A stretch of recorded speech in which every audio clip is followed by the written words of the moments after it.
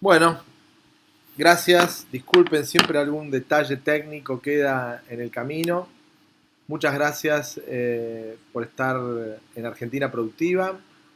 Eh, un minutito, que ya voy. Horacio Ricciardelli y Hugo Rodríguez, como siempre, colaborando para entender un poco más hacia dónde vamos. Hugo, la vez pasada habíamos conversado, gracias, gracias por estar. Horacio, gracias, Hugo. Habíamos, Gracias por la invitación.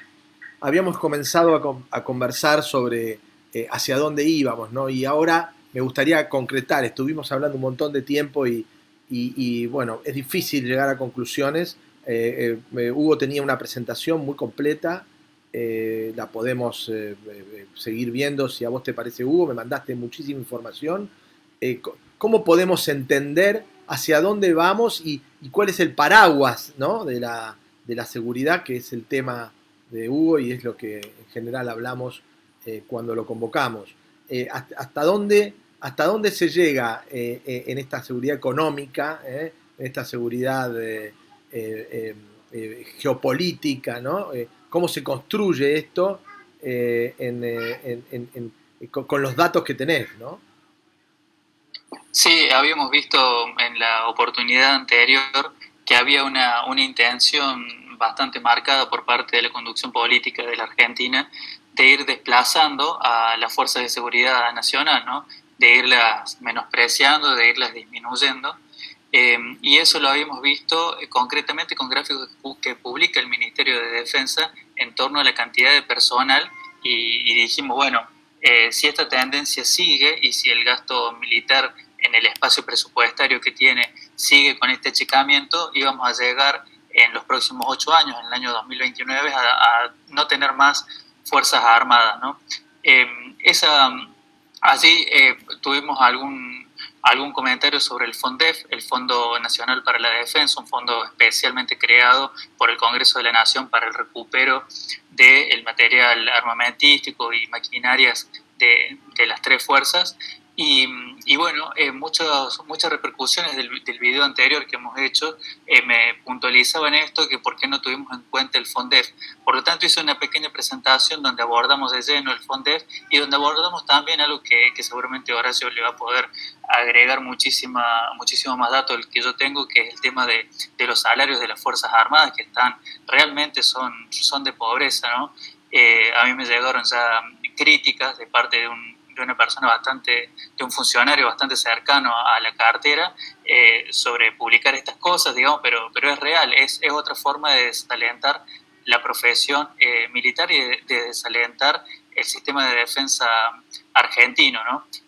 Son esos puntos y también presentábamos un gráfico, en esta oportunidad un gráfico nuevo, sobre el gasto militar per cápita, ¿no? Que es el esfuerzo, si se quiere, que cada uno de nosotros está haciendo, una forma de medirlo así individualmente, para el sistema de defensa, y Argentina es el tercer país de América Latina que menos importancia le da, solo superamos a Bolivia y Paraguay, ¿no? O sea, Uruguay, Chile, Perú, Colombia, Ecuador nos pasan por encima, ¿no? Sin hablar de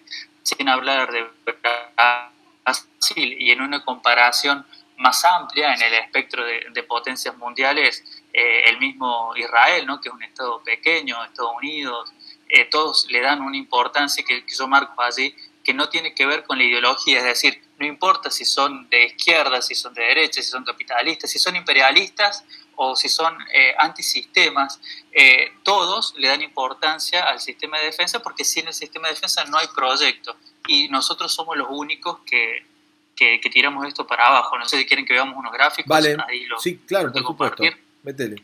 A ver. En teoría deberían estar viendo mi pantalla, me avisan si la están viendo. No. No, no.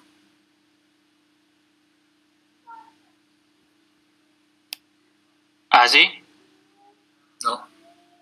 Tampoco. A ver, vamos de nuevo. Compartir. Ahora. A ver, ahí sí. Ahí sí. Bien. Ahí sí, perfecto. Si vas a pantalla completa se va mejor. Ahí está, perfecto. Ahí está, no, está perfecto. Genial. Este gráfico que están viendo aquí son todos los países de América Latina para los cuales tenemos datos. La información la sacamos del CIPRI, el Centro Internacional de Estudios para la Paz de Estocolmo. El CIPRI es el tanque de ideas más importante en materia militar, en materia de tráfico de armamento y en materia de estudios de arsenales nucleares, ¿no?, a nivel mundial. Ellos abastecen la base de datos del Banco Mundial, que es la que normalmente usamos. En este caso fuimos al CIPRI directamente porque necesitábamos un dato más exacto. Lo que tienen acá es cuántos dólares por persona está poniendo cada país, ¿no? Por ejemplo, fíjense, hacia la izquierda tenemos el gráfico arranca en 1988, tenemos algunos países acá, el marrón por caso, que es Uruguay. Tenemos allí que está en unos $90 por persona por año gastando en su sistema de defensa, ¿no? Argentina siempre se mantiene muy por debajo. Y miren esto, ¿no? Hasta el año 2002 los países de América Latina siguen una manga, están todos allí por debajo de los $100 per cápita, y a partir del año 2002 esta tendencia se empieza a desparramar, ¿no? Hay países que realmente crecen en su gasto militar, como por ejemplo Uruguay, como por ejemplo Chile, ¿no? Y son nuestros países vecinos. Eso debe llamarnos mucho la atención. Venezuela también. Bueno, hay una militarización de América Latina en donde Argentina no está jugando. Este es el corte del último año, para el año 2020. Tenemos a Argentina con $64 per cápita, solo superamos a Bolivia, que tiene 52, y a Paraguay con 51. Los países que más gastan per cápita son Chile con $241 per cápita, Uruguay 335, Colombia 181. Este gráfico que ven acá... ¿A qué se debe, Hugo? ¿A qué se debe la enorme inversión per cápita? ¿Porque son pocos? ¿Porque son pocos habitantes para sostener Claro, son pocos habitantes. Tienen, en el caso de Chile, tiene una gran frontera que es con Argentina. Lo de Chile la pregunta es realmente urticante, porque Chile tiene dos vecinos con los cuales potencialmente pueda tener algún conflicto militar. Me podrá corregir Horacio, pero son Perú y Argentina, y si se están armando hasta los dientes es para pelear con alguno de nosotros dos. Y nosotros, en el caso nuestro específicamente de Argentina, no estamos haciendo nada. Lo de Uruguay es sorprendente. Hugo, te hago una pregunta, sí. Y Horacio también puede contestarme seguramente. Cuando uno habla de gobernabilidad, habla de Fuerzas Armadas y de Fuerzas de Seguridad. Y cuando hablas de Fuerzas Armadas y de Fuerzas de Seguridad, hablas de presupuesto. Y si vos no tenés los recursos económicos orientados hacia darle la satisfacción a las Fuerzas Armadas y a las Fuerzas de Seguridad, que no solamente son salarios, sino también requieren de infraestructura para sentirse útiles, ¿no? Porque tener Fuerzas Armadas y Fuerzas de Seguridad sin equipamiento es indignante, aunque le pagues bien, digamos, o le pagás para que se callen, ¿no? Entonces, ¿no puede también tener que ver que la política de alguna manera se recuesta sobre las Fuerzas Armadas y las Fuerzas de Seguridad? Dos grandes ejemplos en Latinoamérica: Venezuela y Brasil. Brasil es un país gobernado por los militares y Venezuela también. ¿Puede ser? Mira, Chino, hay una temática en todo esto, que evidentemente la Argentina es una nación, o era una nación que ha sido deliberadamente incluida en su desaparición como Estado fallido. Entonces, todo esto que se está haciendo, porque como decía Hugo, y lo felicito porque esos gráficos son el cantaclaro de todo esto, y todo el verso que se está haciendo hace años con estos gobiernos que no solamente son ideologizados, porque vos lo dijiste bien, Chino, tomando las antípodas de Venezuela, Brasil y otros países de la región nada más, no del mundo. Evidentemente ninguno debilitó su defensa, pero la Argentina tuvo un hecho, que sí digamos, no le convenía ni a uno ni al otro, ideologizados, o sea, o sectores al menos definidos, que fue la Guerra de Malvinas, en la cual el imperio inglés, el imperialismo anglosajón, vio las cualidades que tenía la Argentina, que siendo un Estado en ese momento en la defensa número 33, 34, le produjo los daños y tremendo que tuvo la famosa Task Force o Fuerza de Tarea. Entonces, de algún punto de vista, tenían que no castigarla solamente en el aislamiento de que se le venciera el material que tenía después de la Guerra de Malvinas, todavía remanente, ¿no es cierto?, para ejercer su defensa, sino, y más en las cosas estratégicas, como aviación estratégica, marina estratégica, la defensa del territorio, etcétera, etcétera. Entonces, ¿qué dijeron? No, hay que hacer desaparecer, digamos, lo más posible la presencia de la Fuerza Armada hasta llegar a un exterminio. Ahora, Horacio, vos encontrás en Argentina, en la década del 70, un movimiento revolucionario en línea con los muchos países del mundo y muchos países de Latinoamérica que intentaron tomar posición en lo que en ese momento era la Guerra Fría o las dos alternativas, ¿no? Sí. Argentina lo resolvió de una manera y Brasil, Uruguay, Chile lo resolvieron de otra. Hoy la jerarquización de las Fuerzas Armadas y de las Fuerzas de Seguridad en Chile, me tocó vivir casi 3 años, es notable. Más, las fuerzas de seguridad casi te diría que son militarizadas. Vos ves a un policía en Chile y parece que estás viendo un militar. Y en Uruguay son los carabineros. Los carabineros son militares. Es como la gendarmería acá. Y en Uruguay es lo mismo. Entonces, claro, pero hay una cosa. ¿Qué es lo que pasó? ¿Por qué? No hubo diferencias de metodología en la guerra contra el terrorismo en Brasil, en Argentina, en Chile, etcétera. No. Lo que hubo después fue una entrega incondicional y con puntualmente como punto de inflexión la Guerra de Malvinas. Por eso te digo, porque mientras tanto servía a uno u otro lado de los intereses que se potenciaran. Pero la Argentina salió de los cánones eso, es decir, yo no jugo, sí puedo jugar bien, mal, el salirse de esos cánones, pero la Guerra de Malvinas marcó un antes y un después en la presencia. Tal es así que a lo que decía Hugo, lo que dice Hugo, hubo una mutación de muchos por los sueldos, hechos de profeso, ninguna duda, de las mismas Fuerzas Armadas, las Fuerzas de Seguridad ganaban casi el doble. Es decir, entonces esto es lo que conlleva, y cuando recién decía, yo leí lo que vos mandaste, Hugo, sobre esta autoridad, ¿no es cierto?, que en este momento está representando en un instituto de ayuda a las Fuerzas Armadas, pero yo te puse también que no les creo, porque estamos en tiempo electoral y no le va muy bien al gobierno.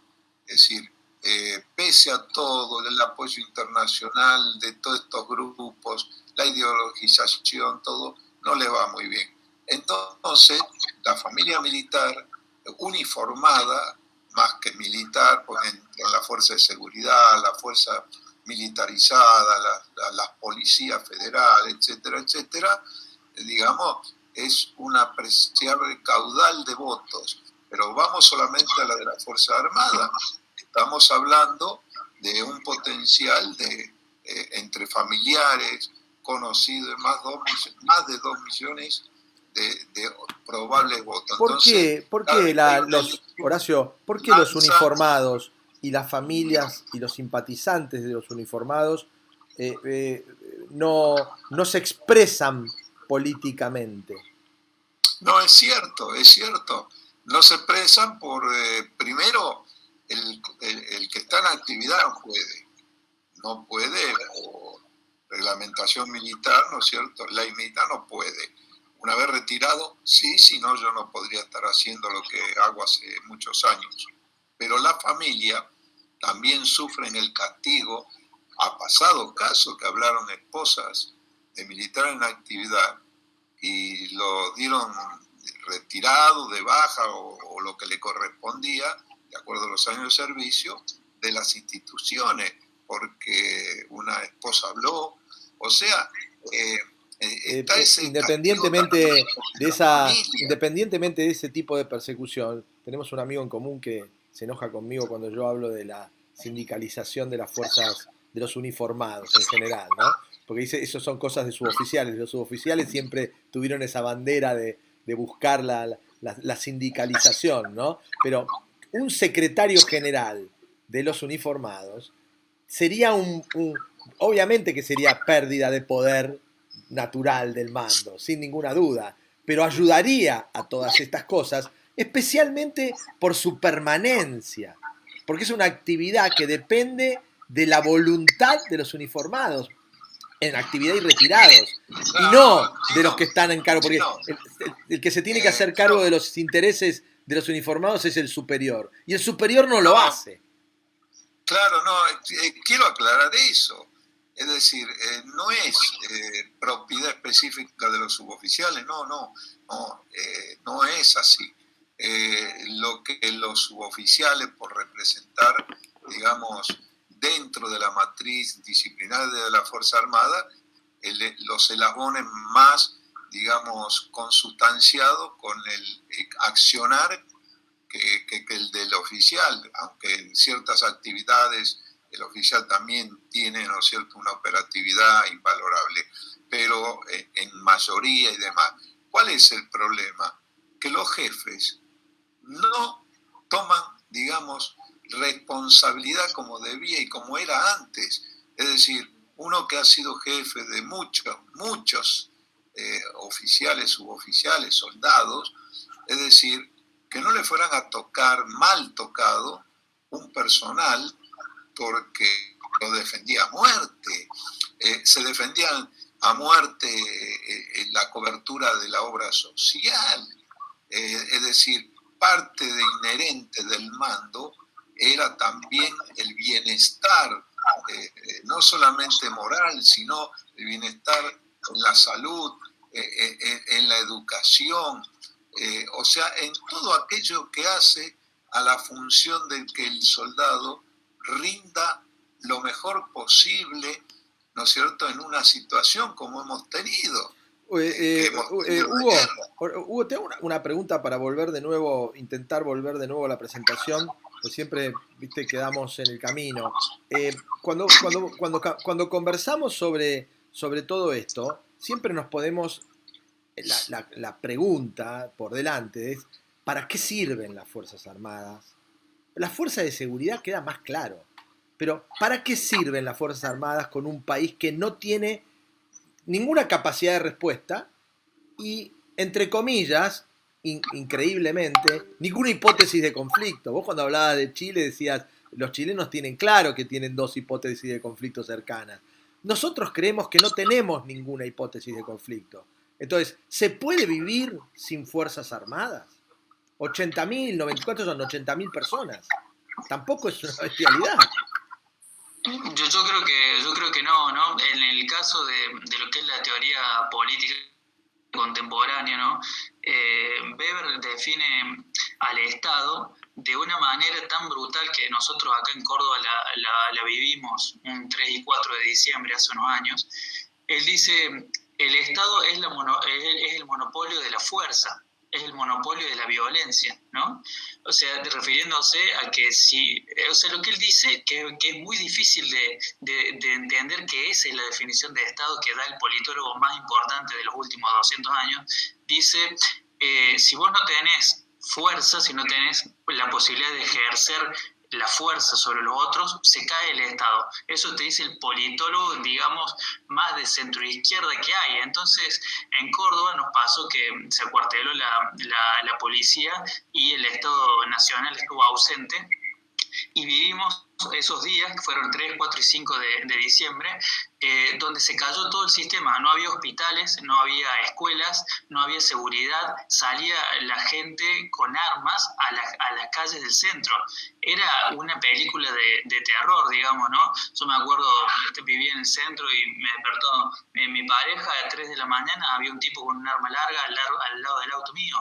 Entonces, realmente esa es la importancia brutal que tiene tener fuerzas de seguridad, fuerzas armadas en general. Si no las tenés, se cae todo, digamos, todo el proyecto, no importa si tu ideología es de una característica o de la otra, no la vas a poder aplicar si no tenés fuerzas de seguridad. En este esquema de no tener fuerzas armadas, porque de hecho no tenés fuerzas armadas hoy, a gatas pagás unos sueldos y punto. Exacto. No tenés ninguna capacidad de atender ninguna necesidad, ninguna hipótesis que surja, se puede atender con esta infraestructura. Además tenés a las fuerzas de seguridad tampoco alineadas con los intereses políticos, porque hay un desprecio de alguna manera, algunos se enojan cuando digo, pero hay de alguna manera algún desprecio al uniformado, hay que como culturalmente se está combatiendo el orden, digamos, como que combatir el orden no está mal visto, ¿no? Imagínate en otros países, pero lo menos que hacen es pegarte un cachetazo.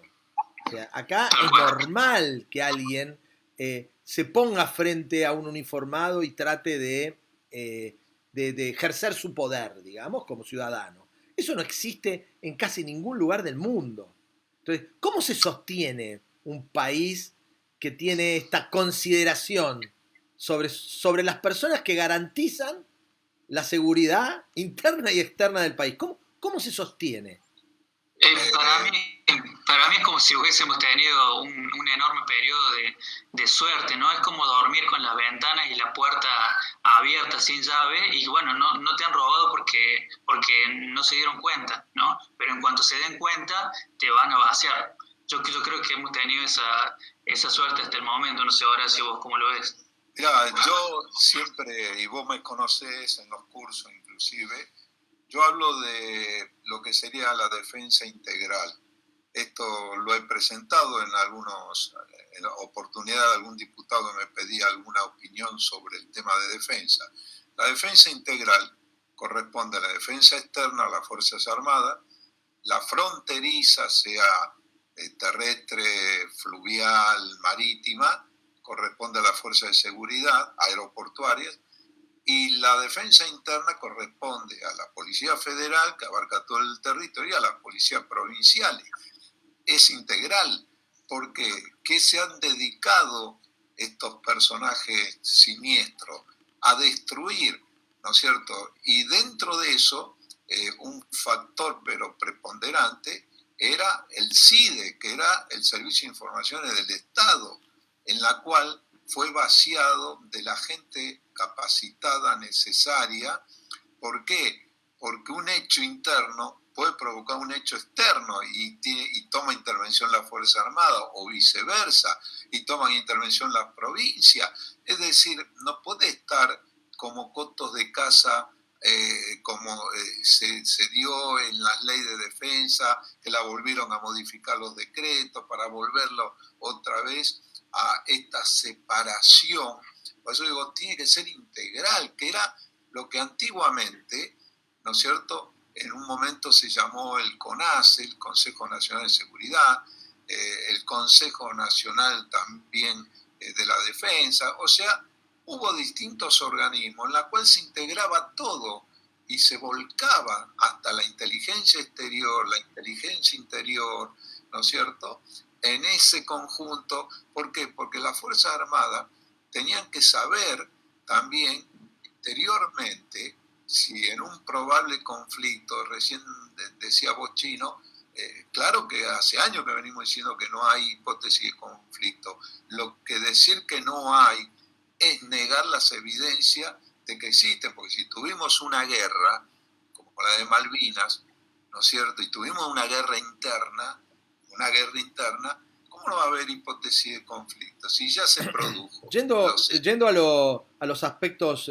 más mundanos, la gente vota por el trabajo y por la seguridad, ¿no? Pero pasando de la seguridad, que ya estamos viendo que está complicada, vamos al trabajo, y el trabajo en Argentina depende de la capacidad que tengamos de poder crear divisas, de poder salir al mundo y vender nuestras cosas, y que esas cosas nos den calidad de vida y la capacidad de poder acceder a un montón de beneficios de servicios y de productos que nosotros no tenemos. Y la única posibilidad de comprarlos es tener, entre comillas, dólares o valores transables en el mundo que te permitan acceder. Entonces, cuando vos te sentás a conseguir estas condiciones en el mundo que te beneficien para llevar este bienestar a tu gente, el no tener fuerzas de seguridad, el no tener fuerzas armadas, te debilita, porque debilita el aspecto no solo de la negociación, sino de la capacidad de reacción que tengas ante un hecho concreto, desde un contrabando que atenta contra tus intereses hasta una fuerza de otro país que no necesita tener una guerra con vos para darse cuenta que no podés pelear. Es en esa mesa, cuando llaman por teléfono, ¿qué hacemos? Y decirles que sí, porque no tenés opción, no tenés capacidad de negociación, porque no tenés fuerza, que es un poco, que es lo que decía Hugo, ¿no? Maquiavelo, Chino, decía que para sostener una verdadera república se necesitaban buenas leyes y buenas armas. Creo que está todo dicho. O sea, una nación que ha perdido la capacidad de defensa, si tampoco puede defender las leyes, mirá lo que está pasando en la Argentina. Es decir, la división de poderes no existe. Y menos mal que en estos días no se aprobó, digamos, el tema de la fiscalía, o sea, del Ministerio Fiscal, porque era el último bastión para que ya estuviéramos en una dictadura de lo peor. Yo escuché un término que me gustó mucho. Esto es una oligarquía ideológica, ¿no es cierto?, manejada a través del Estado. Este concepto, que lo voy a popularizar y lo voy a profundizar, o sea, una oligarquía ideológica que se ha apoderado de un Estado y aplica todo lo consecuente a lo que, por supuesto, el que conoció en su época el comunismo, ¿no es cierto?, en la ex-URSS, el Politburó, ¿no es cierto?, más 2 millones de dirigentes, eran los que vivían bien, y el resto mal, y así se cayó por naturaleza, ¿no es cierto? Y acá quieren, en base a eso, volver a reeditar fracasos. Un capitalismo de cargos públicos, digamos. ¿Cómo? Un capitalismo, pero de cargos públicos. Sí, o sea, acumulan el poder, pero hacia adentro de la estructura formal del Estado, digamos, ¿no? Claro, por eso forman una oligarquía. Fíjate los funcionarios argentinos. Es una oligarquía, inclusive hereditaria. El hijo, el sobrino, el quien sea, para colocarlo en esa función, digamos, pero nefasta, porque de eso no sale nada bueno para una nación. Hugo, ¿querés avanzar con tu...? Sí, sigo. Quería decir nomás, antes de seguir, que tener a las fuerzas de seguridad sin equipamiento, yo creo que una mirada bastante gráfica sería imaginar a un médico sin un respirador, ¿no? O sea, ¿qué puede hacer la fuerza de seguridad si no tienen el equipamiento necesario? Miren este gráfico, es ya más de potencia internacional, está incluida la Argentina, para compararlo, somos la línea naranja que se arrastra acá contra el piso, sigue siendo esto gasto militar per cápita.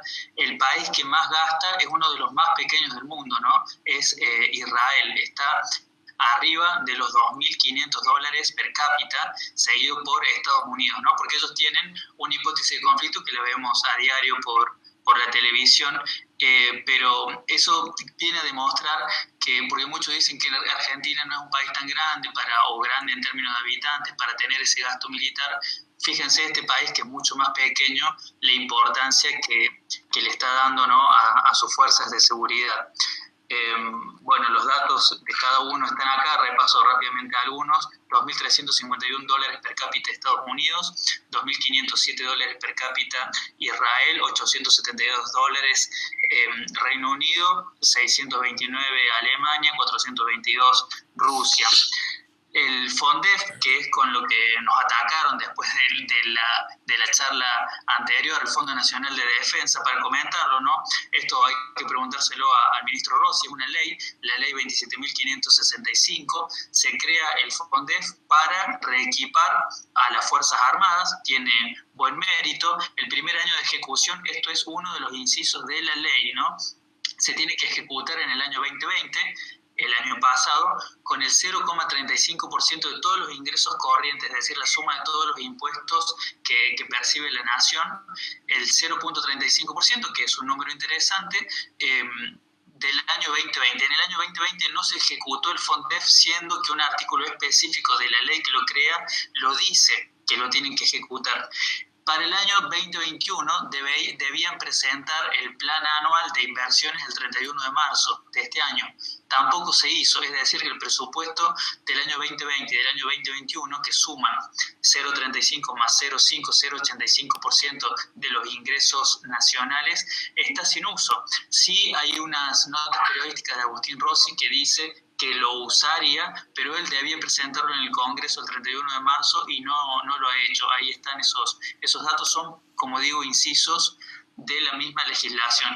Las comisiones permanentes que tiene la Cámara de Diputados y la Cámara de Senadores de la defensa, sobre la defensa nacional, tenían que solicitar este plan de inversiones y aprobarlo, hacer algunos comentarios, y ninguna de las dos comisiones ha llamado la atención al respecto. Es decir, aprobado en el 2020, el FONDEF no tuvo asignaciones de recursos, ni siquiera en el 2020, ni tampoco en el 2021.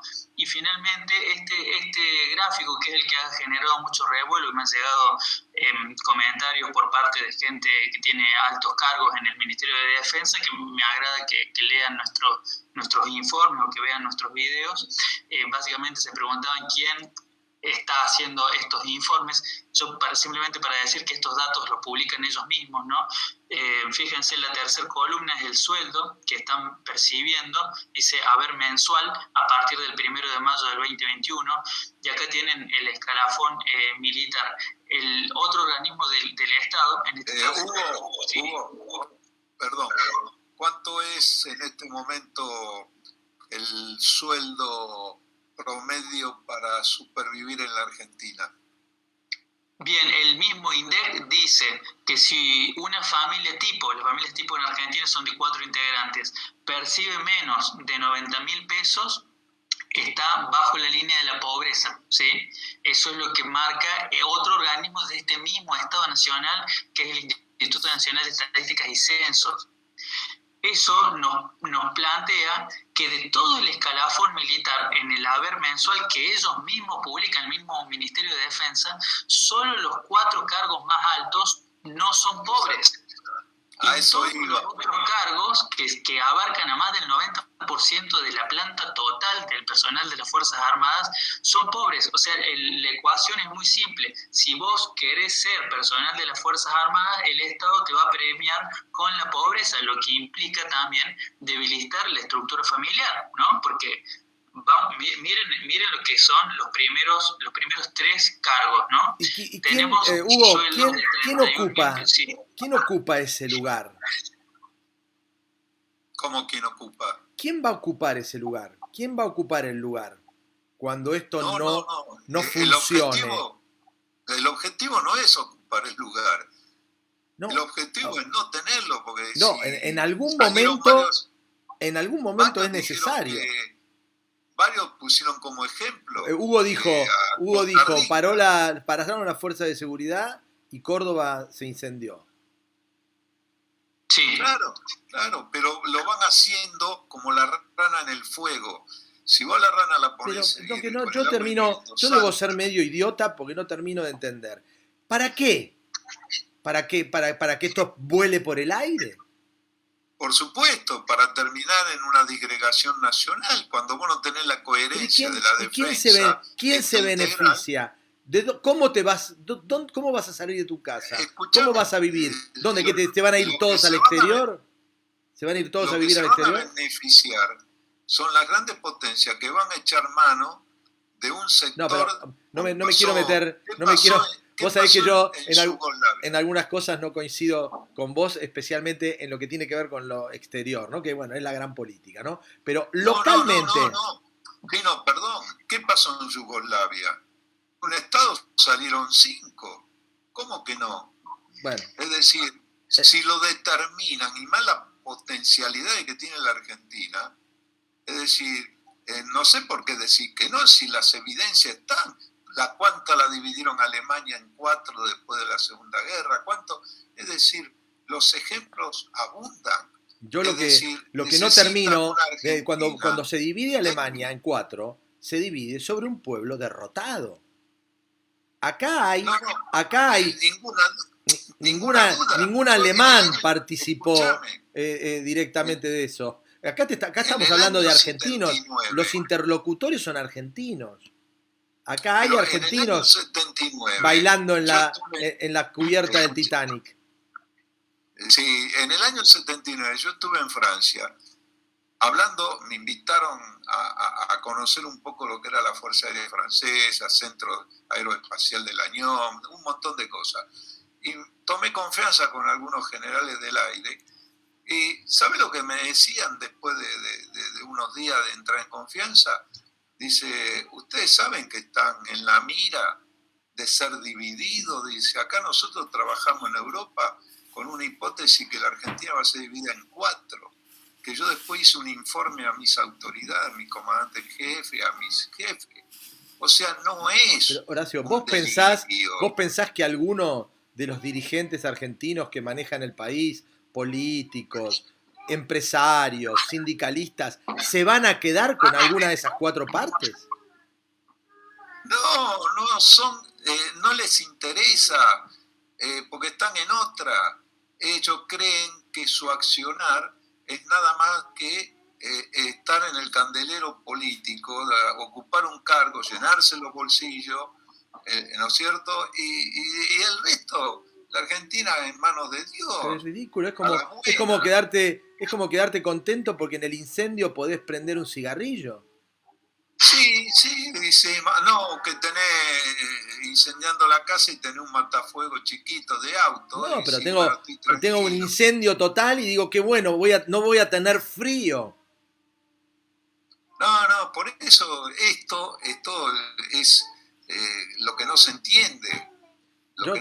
Es un disparate. ¿Tenés más cuadros, Hugo, o este es el último? Este es el último, quería puntualizar, fíjense, 1, 2, 3, 4, 5, 6, 7, los 8 cargos más bajos son personas que están cobrando menos de $300 por mes, ¿no? Decir que hoy las Fuerzas Armadas no administran demasiados recursos porque no los tienen, ¿no? Pero un comodoro tiene mucha plata en sus manos. Un capitán de fragata tiene mucha plata en sus manos. Un teniente coronel, que es un señor pobre, tiene mucha plata en sus manos. Está administrando muchos bienes. La plata que maneja por la función, digamos, ¿no? Sí, tiene su responsabilidad sobre personas y sobre algo mucho más importante que la plata, son las personas que tiene a cargo, ¿no? Las personas y los bienes. Un piloto que tiene en sus manos un material aéreo mínimo que sale 15, 20 millones de dólares. Es un pobre. ¿Te parece que es poca responsabilidad? Es un pobre. O un capitán de una fragata misilística, o aquel que en tierra tiene también baterías antiaéreas. Lo que salen es una responsabilidad. ¿Sabes lo que pasa? Como la disciplina, cuando uno entra por vocación, no permite, digamos, quejarse. Entonces, a veces él tiene la esposa que trabaja porque es profesional, docente, abogada, porque esta es la realidad de muchos años. Tiene otra entrada. Y después tiene tenía una cobertura de una obra social que está en decadencia, que es tremendo, ¿no es cierto? Y el IAF, que era el Instituto de Ayuda Financiera, que daba superávit, porque hasta el retirado le descuentan el 11% como si fuera en actividad para integrar la jubilación, por decirlo así. Hasta el retirado le siguen descontando un 11%. Les planteo un desafío. Hagamos un programa solamente de futuro. Y cuéntenme en un programa, yo voy a hacer mis deberes también, cómo se hace para sostener una situación de estas características en el tiempo. ¿Quién gana? A mí me cuesta pensar quién gana. Cuando yo veo que nadie gana, ahí digo, hay algo que no está bien. Porque en esto nadie gana. ¿Quién te dijo eso? ¿Quién va a ganar, Horacio? En este posible conflicto, ¿cuánto vas a ganar? ¿Dónde lo vas a gastar? No podés ir al supermercado, te van a matar.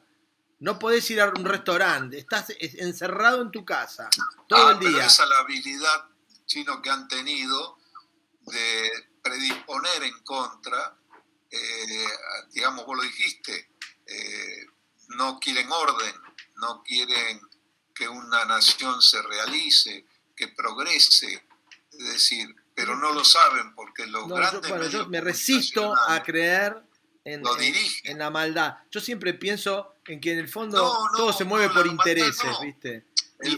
No entiendo los intereses, no entiendo cuáles son los intereses. El borreguismo que hay en la mayoría de la población, que es ignorante de todo esto, porque acá hay una cuota muy grande de ignorancia en todo esto, no les interesa y creen que la defensa, la seguridad, está nada más que para un grupo de personas que se han especializado en eso, no van más allá, es decir, no se integra esto. Hace años yo decía y fui un poco promotor en el caso de mi fuerza, de Fuerza Aérea, de decir, integremos profesionales, se creó el CETEPAN, ¿no es cierto?, que era para integrar profesionales de distintas áreas, piensen o no piensen, sean pro o en contra de los milicos, no, pero cuando se interiorizaron, asistían a los cursos, se dieron cuenta por qué era necesaria la defensa. Muchos de ellos salieron después.